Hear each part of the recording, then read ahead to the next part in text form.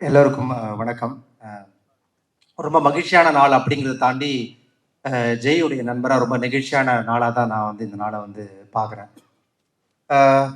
இந்த ஒரு சினிமா நம்ம திரையரங்களை பார்க்குறோம். ஒரு எழுத்தாளன் வந்து அதனுடைய ஆரம்ப கட்டத்திலேருந்து அந்த பயணத்தில் இருக்கும்போது அவனுக்கு சொல்கிறதுக்கு நிறையாவே இருக்கும். அதெல்லாம் தொகுத்து தான் நான் ரொம்ப சுருக்கமாக தான் இங்கே நான் சொல்லலான்னு நினைக்கிறேன். ஜெய் வந்து நான் வந்து சார்பட்டா பரம்பரை நான் எழுதிட்டு இருந்தேன் இக்ஷாவில் எக்மூரில். அப்போதான் ஜெய் வந்து என்னை வந்து சந்திச்சுட்டு இந்த மாதிரி வந்து நான் ஒரு கதை எழுதியிருக்கிறேன், நீங்கள் வந்து எழுதணும் அப்படின்ற மாதிரி கேட்டார். அவர் குறிப்பாக சொன்னது காரணம் என்னோட நாவல் அவருக்கு ரொம்ப பிடிச்சிருந்தது, அதை விட்டு எழுதணும் அப்படின்ற மாதிரி சொன்னார். நான் ஓகே ஜெய் அப்படின்னு சொன்னேன். எனக்கு முதல்ல எழுதுகிற படமே அது என்ன வரவேற்பு வரும் அப்படிங்கிற நிறைய தயக்கங்கள் இருக்கும்போது என்னை பற்றி என்னோட நாவல் வழியாகவே என் மீது நம்பிக்கை வச்சு என்னை முதல்ல அழைச்ச ஜெயக்குமார் அவர்களுக்கு ரொம்ப நன்றி இந்த மேடையில் நான் சொல்லணும்னு நினைக்கிறேன். இன்னொன்று ரொம்ப ரொம்ப எம்பத்தைஸ் பண்ணி இந்த கதையை வந்து நான் அவரோட சேர்ந்து எழுதினேன். ஏன்னா இப்போ இதுக்கு முன்னாடி நான் எழுதின படம் வந்து 1970 நடக்கிற ஒரு பாக்ஸிங் கதை. அந்த பீரியட்ல நான் வாழ்ந்தேனா இல்லையான்னா எனக்கு தெரியவே தெரியாது. அதுக்கப்புறம் வந்து பார்த்தீங்கன்னா இதுக்கப்புறமா எழுத ஒரு தங்கலான்ற படம் ரஞ்சித் அவரோட எழுதும்போது அதுவுமே வந்து கிட்டத்தட்ட அது ஒரு 200 வருஷம் கதை. நான் வாழ சமகாலத்தில் எழுதுறதுக்கான வாய்ப்பே எனக்கு இல்லாமல் போச்சு. ஸோ அப்போ ப்ளூ ஸ்டார் கதை வந்து ரொம்ப எனக்கு நெருக்கமாக இருந்தது. பர்சனலாக வந்து ஒரு ஒரு கிறிஸ்டியன் லைஃப், ஒரு கிரிக்கெட் ஆடுற பசங்க, மொத்தம் கிரிக்கெட்லாம் நான் ஜெயிச்சே ஆகணும்னு சொல்லிட்டு ஒரு பயங்கரமான ஒரு வெறி எனக்கு எப்பவுமே இருக்கும். ஸோ அந்த மாதிரியான ஒரு தருணங்கள் இந்த கதைக்குள்ள நிறையா வந்து இருந்தது வந்து எனக்கு ரொம்ப இன்ட்ரெஸ்டிங்காக இருந்தது. ப்ளஸ் குறிப்பாக வந்து எனக்கு என்ன தோணுச்சுன்னா, இப்போ இந்த மாதிரியான திரைப்படங்களை வந்து நம்ம எப்படி வந்து வகைப்படுத்த முடியும்? இது வந்து ஒரு மார்ஜினலைஸ்ட் மூவிஸ் தான் நான் சொல்லுவேன். ஆக்சுவலாக என்னன்னா, ஒரு பெரும்பான்மை மக்களுக்கு ஆதரவா நிற்கிற படங்கள், அதாவது சாதி பெருமையை பண்பாடா மாற்றி சொல்கிற திரைப்படங்கள், அல்லது வன்முறையை வந்து ஃபேசினேட்டிங் பண்ணி சொல்ற திரைப்படங்கள் வந்து பெரும்பான்மையா மக்கள் ரசிக்கக்கூடிய திரைப்படங்கள். ஆனா விளிம்புநிலை இருக்கிற மக்களுடைய வாழ்க்கையை வந்து சொல்லணும், அதை சுவாரஸ்யமா சொல்லணுங்கிற ஒரு ஒரு ஒரு கேட் வந்து ரஞ்சித் அவர்கள் தான் ஓபன் பண்ணி வச்சார் ஆக்சுவலா அட்டகத்தி திரைப்படத்துல. அப்ப அதுக்கப்புறம் ஒரு மிகப்பெரிய ஒரு ஒரு ஃப்ளோ இதுக்குள்ள இருக்கு. ஆக்சுவலா இந்த திரைப்படங்கள்ல வந்து மக்கள் வந்து ரசிக்கணும், அதே நேரத்தில் சுவாரஸ்யமா இருக்கணுங்கிற ஒரு பெரிய சவால் வந்து இந்த கதையை எழுதும் போது நமக்கு இருக்கு. ஆக்சுவலா ஜெய் வந்து இந்த கதையை எழுதும் போதே அதுல எல்லா சுவாரஸ்யங்களும் இருந்தது. நான் மேற்கொண்டு அதுக்குள்ள வேலை செய்யக்கூடிய ஒரு வாய்ப்பும் எனக்கு வந்து அமைஞ்சுது. குறிப்பா இன்னொரு விஷயம் நான் சொல்லணும்னு நினைச்சது என்னன்னா, இப்ப இந்த படம் வந்து இந்த கதை வந்து என்ன பேசுது, எதை பத்தி பேசுது அப்படின்னு யோசிக்கும் பொழுது எனக்கு ஒண்ணுதான் தோணுச்சு. என்னன்னா, ஜெயிக்கிறது வந்து எவ்வளவு முக்கியமோ அதோட ரொம்ப முக்கியம் யாருக்கு எதிராக அந்த ஆட்டத்தை ஆடி ஜெயிக்கிறங்கிறது ரொம்ப முக்கியம். அதே நேரத்துல யாரோட சேர்ந்து ஆடி ஜெயிக்கிறங்கிறது ரொம்ப முக்கியம். இந்த படம் வந்து அதைத்தான் பேசியிருக்கிறதுன்னு வந்து நான் வந்து நினைக்கிறேன். ஆக்சுவலி இந்த படம் அதுதான் பேசியிருக்குது. இன்னொன்று பொதுவாகவே இந்த முக்கோண காதல் கதையை நம்ம நிறைய பார்த்துருப்போம். இது வந்து ஒரு முக்கோண அரசியல் கதை தான். ஆக்சுவலா சமகாலத்துல அதுவும் இன்றைக்கு தேதியில் இந்த படம் குறித்த ஒரு ஆடியோ ரிலீஸ் வருது நான் ரொம்ப பொருத்தமா பார்க்குறேன். ஸோ நண்பர்கள் எல்லாமே இந்த படத்தை பார்க்கணும். குறிப்பாக ஷான் சொன்ன மாதிரி ஜெய் என்ன பேச போறாங்க ரொம்ப ஆர்வமா நானும் காத்துன்னு இருக்கேன். ஏன்னா முந்தநேரத்தை வந்து அவர் முந்தநேரத்து 2 நாளுக்கு முன்னாடி எனக்கு வந்து என்னை பார்த்து தலை இந்த மாதிரி ஆடியோ ரிலீஸ் வரணும் அப்படின்னாரு. அப்போ இன்னொரு முக்கியமான விஷயம் அப்படின்னாரு, என்ன தலை அப்படின்னா, நான் என்ன பேசுறேன் ஒரு பேப்பர்ல பக்கவா எழுதி கொடுத்துரு அப்படின்னாரு. நான் தாங்க எழுதி கொடுக்க முடியும், இதெல்லாம் எழுதி கொடுக்க முடியும். ஸோ ஜெய் என்ன ஜெய் வந்து பக்கா அந்த இன்ட்ரோவர்ட்னு சொல்றாங்களா, அது பக்கா பீஸ் வந்து ஜெய் தான். ஸோ அவர் என்ன பேச போறாருன்னு ரொம்ப வந்து அவளா காத்துட்டு இருக்கேன். கட்டாயம் இந்த படத்தை பாருங்க. இன்னொரு முக்கியமான விஷயம், இந்த படத்தை நடிச்சிருக்கிற நடிகர்கள் வந்து பெரும் உழைப்பை வந்து இந்த படத்துக்கு செலுத்திருக்கிறாங்க. ஒரு அந்த பெரும் உழைப்பு நான் சொல்றது வந்து நடிக்கிறது கிடையாது. இந்த படத்துக்காக கிரிக்கெட் எல்லாருமே ப்ராக்டிஸ் பண்ணாங்க. ஐ மீன் ஒரு ஒரு ஒரு ஒரு கதைக்கு எந்த அளவுக்கு நீங்க வந்து உங்களுடைய உழைப்பை கொடுக்குறீங்கிறது ரொம்ப முக்கியம்.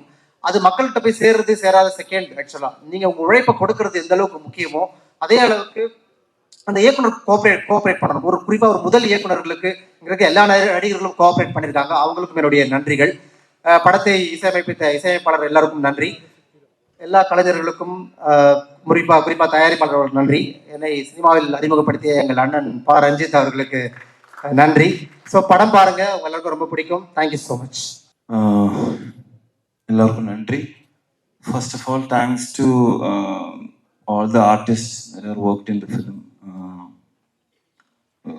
all the instrumental artists here, percussion, guitars, mixing, recording engineers, all the studio owners.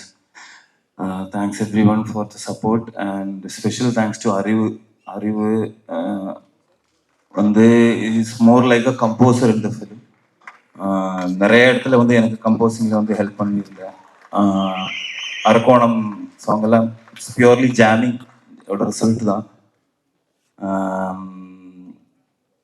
I'm always proud to be a part of Ranjit sir's film. And அவர்கிட்டயே சொல்லியிருக்கேன், மிகப்பெரிய ஃபேன் ஆஃப் ஸ்க்ரீன் ரஞ்சித். அப்புறம் ஜெய் ஜெய் எல்லாரும் சொன்ன மாதிரி one of the kindest human being you will ever meet. அதுக்கப்புறம் இந்த படத்தோட கம்போசிங் வந்து பயங்கர ஜாலியாக இருந்தது. Basically usually all the films I work we meet lot of assistant directors, ப்ரொடக்ஷன்லேருந்து யாராவது எடிட்டர்.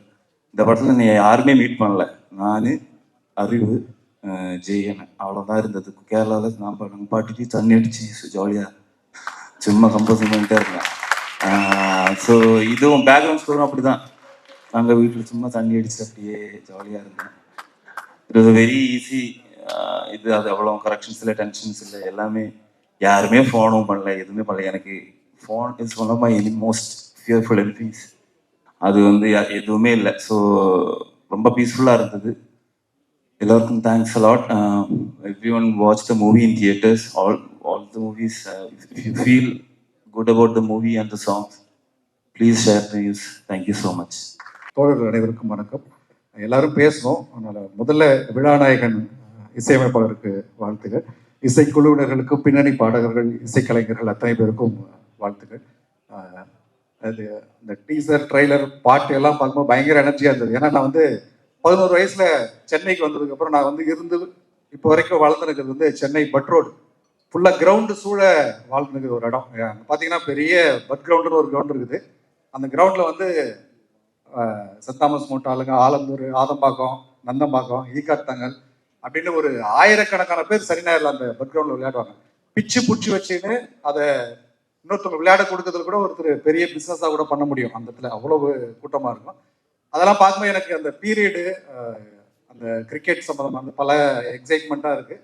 எனக்கு வந்து அது பர்சனலாக ரொம்ப எனக்கு கனெக்ட் ஆகுது. அது ஒரு பெரிய சம்பவம் அது பின்னால் இருக்கும் கண்டிப்பாக.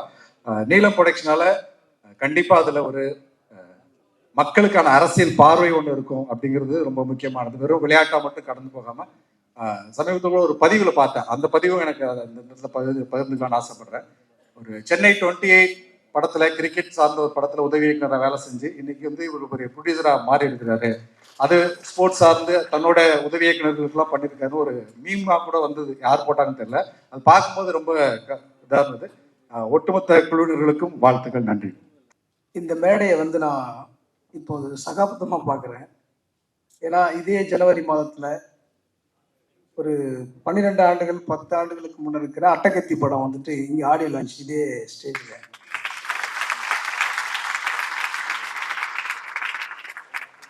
அது என்னன்னா, ஏதோ ஒரு ப்ரொடியூசர், நம்ம நல்லா விரும்பக்கூடிய சகோதரர், ஒரு அண்ணன் தம்பி மாதிரி பழகக்கூடிய, அண்ணன் தம்பியாக வாழ்ந்த, கல்லூரியிலிருந்து நட்பு பாராட்டி வந்த ஒரு சகோதரர் இயக்குனராக, ஏதோ ஒரு ப்ரொடியூசர் பேரில் இயக்குனராக டைரக்டர் ரஞ்சித் அப்படின்னு இந்த ஸ்க்ரீனில் பார்த்தேன்.